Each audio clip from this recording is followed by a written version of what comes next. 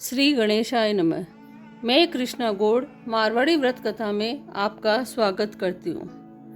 आज मैं आपके सामने पुरुषोत्तम मास के 26वें अध्याय के बारे में बताने जा रही हूँ। महर्षि वाल्मीकि ने कहा, हे राजन, उद्यापन के बाद व्रत के समय धारण किए जाने वाले नियमों और निषेधों की भी समाप्ति हो जाती है। अब सब प्रकार के पापों को नाश करने के लिए एवं भगवान की प्रसन्नता निमित्त विधि पूर्वक जो नियम ग्रहण किए जाते हैं उन्हें छोड़ने की विधि बतलाता हूँ। हे राजन, अयाची व्रत में भोजन के लिए प्रथम ब्राह्मण को भोजन करावे। अमावस को भोजन करने वाला व्रती दक्षिणा में गोदान करे। आंवलों से स्नान करने वाला पुरुष दधी का स्नान करे। फलों के नियम वाला फलों का दान करे और तेल के साथ घृत का दान करे अथवा घृत के स्थान पर दूध देवे। धान्य के नियम में गेहूं और चावल दान करे। पृथ्वी पर सोने वाला गद्दा तकिया सहित बिस्तर विद्वान ब्राह्मण को दान करे। व्रत की पूर्णता के निमित्त 2.5 सेर अर्थात 2.5 किलोग्राम वजन की कांसे की परात अथवा थाली का दान करना चाहिए। उसमें मालपुए अथवा उनके बनाने के योग्य कच्ची सामग्री एवं ऋतु के अनुसार फल रखकर पुरुषोत्तम भगवान की प्रीति में निमित्त दान करे।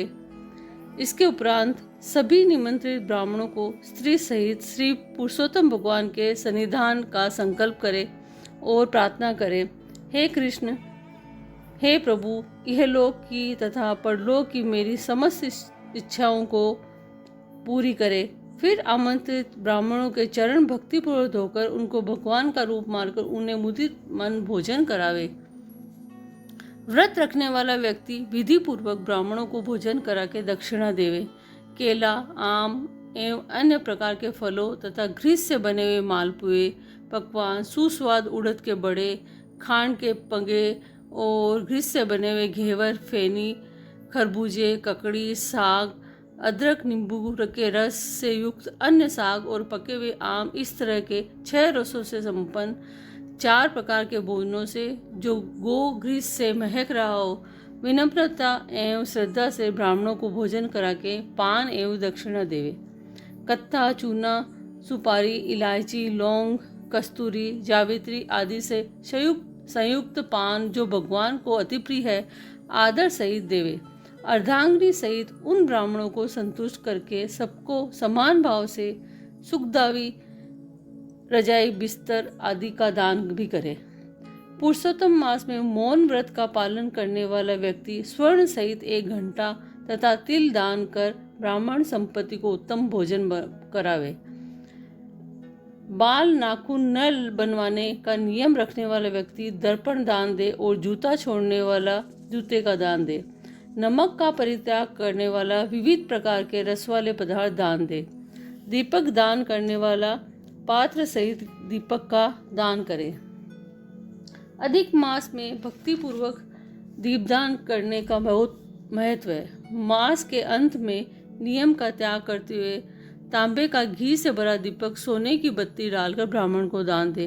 फल की प्राप्ति और व्रत की संपूर्णता स्वर्ण का दान देने से ही होती है।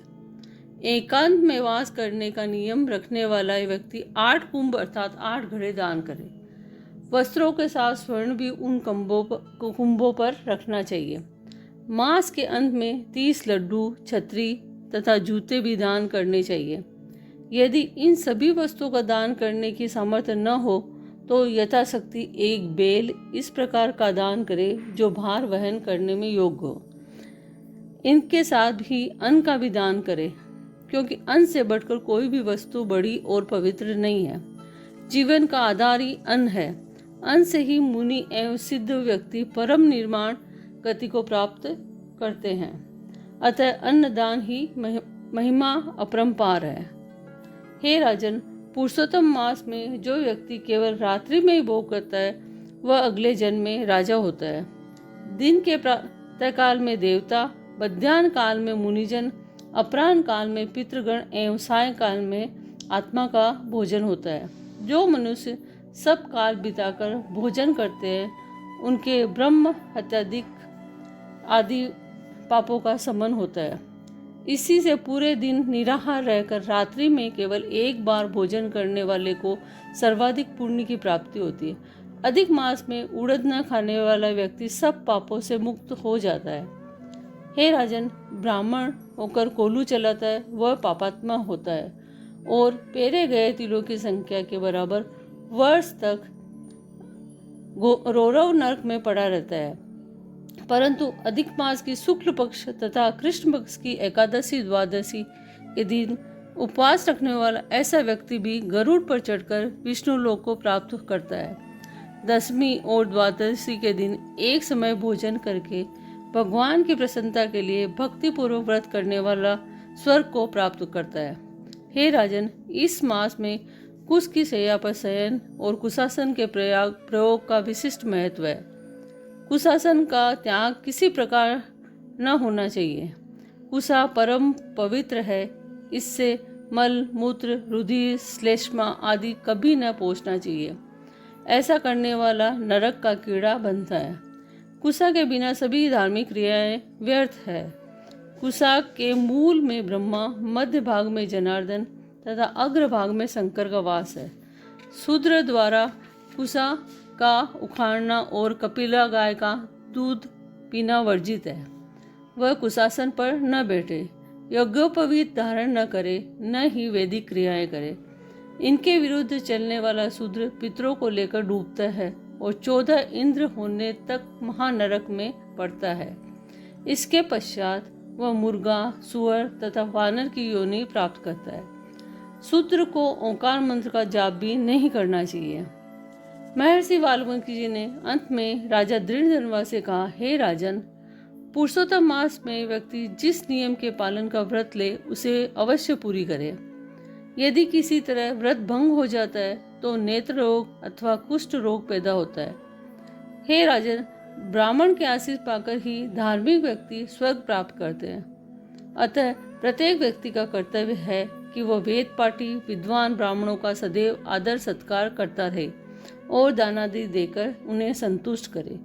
इसी प्रकार पुरुषोत्तम मास के 26वें अध्याय की समाप्ति हुई। पुरुषोत्तम मास की इससे पहले की कथाओं के लिए प्लेलिस्ट जरूर चेक करें। अगर आपको ये वीडियो पसंद आया है तो ऐसे और वीडियो के लिए इस चैनल को सब्सक्राइब करना ना भूलें। धन्यवाद।